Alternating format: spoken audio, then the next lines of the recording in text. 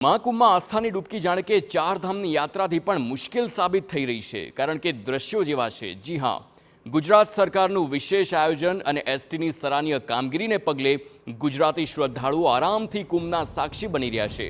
ઉત્તર પ્રદેશ સરકારે ગુજરાત એસટીની વોલ્વો બસોને વીઆઈપી પાસની સુવિધા આપી છે। વીઆઈપી પાસ હોવાથી વોલ્વો બસો ટ્રાફિક વગર જ પ્રયાગરાજ સુધી પહોંચી રહી છે। એટલું જ નહીં, ગુજરાતની એસટીની વોલ્વો બસને સંગમ સ્થાન નજીક પાર્કિંગ પણ કરવામાં આવે છે, જેથી ગુજરાતી શ્રદ્ધાળુઓ સરળતાથી સ્નાન કરીને પરત ફરી શકે।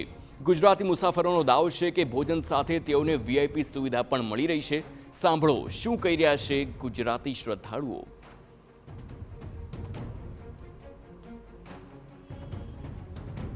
સવારમાં અનલિમિટેડ નાસ્તો પણ આપે છે અને બધી રીતે અનુકૂળ છે, કોઈ તકલીફ પડતી નથી। સ્ટાફનો બહુ સહકાર હતો, સ્ટાફે બહુ વ્યવસ્થિત રીતે અમને લઈને આવ્યા છે, બહુ અમારું ધ્યાન રાખ્યું છે। સરકાર માટે સરકારની ખૂબ ખૂબ આભાર છે, આટલી સરસ વ્યવસ્થા કરી છે નરેન્દ્રભાઈ મોદીનો।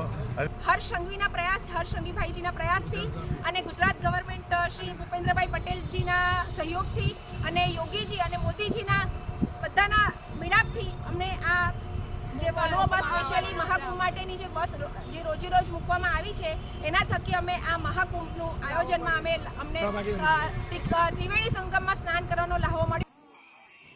તો એસટી વિભાગીય નિયામકે ટીવી9 સાથે વાતચીત કરી અધિકારીઓનો પણ દાવો છે કે ગુજરાતી શ્રદ્ધાળુઓને કોઈ પણ તકલીફ ન પડે તેનું ધ્યાન રાખવામાં આવી રહ્યું છે। અધિકારીનું કહેવું છે કે ઉત્તર પ્રદેશ અને ગુજરાત સરકારના સંકલનને પગલે મહાકુંભનું મહાઆયોજન સરળતાથી થઈ રહ્યું છે। પ્રયાગરાજમાં કરોડો સનાતન ધર્મ પ્રેમીઓ અત્યારે આસ્થાની ડૂબકી લગાવી રહ્યા છે અને તેના જ સરળતાના ભાગરૂપે ગુજરાત સરકારના એસટી નિગમ દ્વારા પણ વિશેષ આયોજન કરવામાં આવ્યું છે। પાછલા 2 દિવસથી પ્રયાગરાજ અને તેની આસપાસના કેટલાક દ્રશ્યો સામે આવ્યા છે, જેમાં ભીડ હોય તે પ્રકારની જે વાસ્તવિક સ્થિતિ છે તે સામે આવી રહી છે। પરંતુ જે ગુજરાત સરકારનું આયોજન છે તે કઈ રીતે ચાલી રહ્યું છે, સીધા જ વાત એસટી નિગમના અધિકારી સાથે વાત કરીશું। સર, કઈ રીતની અત્યારે સ્થિતિ છે, શું આયોજન છે, બસનું જે સ્કેડ્યુલ છે તે કઈ રીતે અત્યારે આગળ ચાલી રહ્યું છે? સરકારશ્રીના આદેશથી અને જીએસઆરટીસી તરફથી નિગમની વોલ્વો બસો જે છે પ્રયાગરાજ માટે ચલાવવામાં આવે છે, જેમાં અમદાવાદ ખાતેથી 2 બસ, રાજકોટ ખાતેથી 1 બસ, બરોડા ખાતેથી 1 બસ અને સુરત ખાતેથી 2 બસનું વોલ્વોનું સફળતાપૂર્વક હાલમાં સંચાલન ચાલી રહેલું છે। આ બસો જે છે એ નિર્ધારિત સમયે જે તે ડેસ્ટિનેશન ઉપરથી ઉપડી અને પ્રયાગરાજ ખાતે સમયસર પહોંચે છે અને દરેક બસની અંદર મુસાફરો જે મુસાફરી કરી રહેલા છે શ્રદ્ધાળુઓ, તે લોકોને તકલીફ ન પડે તે શુભ આશયથી દરેક વોલ્વો બસની અંદર નિગમના કર્મચારીને પણ અમે સુપરવાઇઝરને ડેપ્યુટ કર્યા છે કે જે અમદાવાદથી બસ ઉપડી અને પ્રયાગરાજ સુધી પહોંચે અને ત્યાંથી મુસાફરોને પરત અમદાવાદ ખાતે ઉતારે ત્યાં સુધીની સંપૂર્ણપણે એ અંગત રીતે કાળજી તે લોકો લઈ રહ્યા છે અને હાલમાં તમામ બસો જે છે એ સમયસર ચાલી રહેલી છે।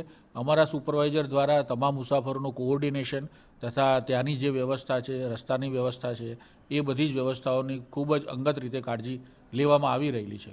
સર, જે દ્રશ્યો સામે આવી રહ્યા છે એ ચાહે ટ્રેનના હોય કે પછી ચાહે એ પ્રયાગ અને તેની આસપાસના વિસ્તારોના હોય, લાખોની સંખ્યામાં શ્રદ્ધાળુઓ ત્યાં પહોંચી રહ્યા છે।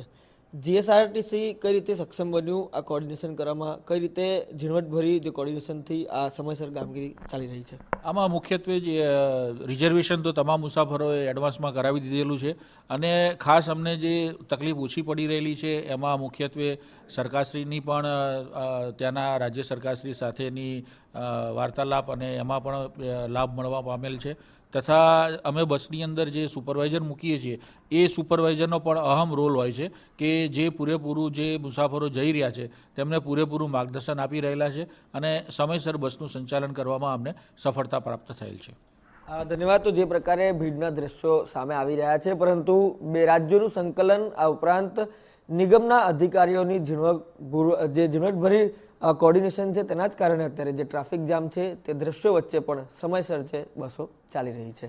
શ્રદ્ધાળુઓ છે તે હજુ પણ આસ્થાની ડૂબકી લગાવી રહ્યા છે। કેમેરા પર્સન અરવિંદ સાથે રોનક વર્મા, ટીવી9 અમદાવાદ।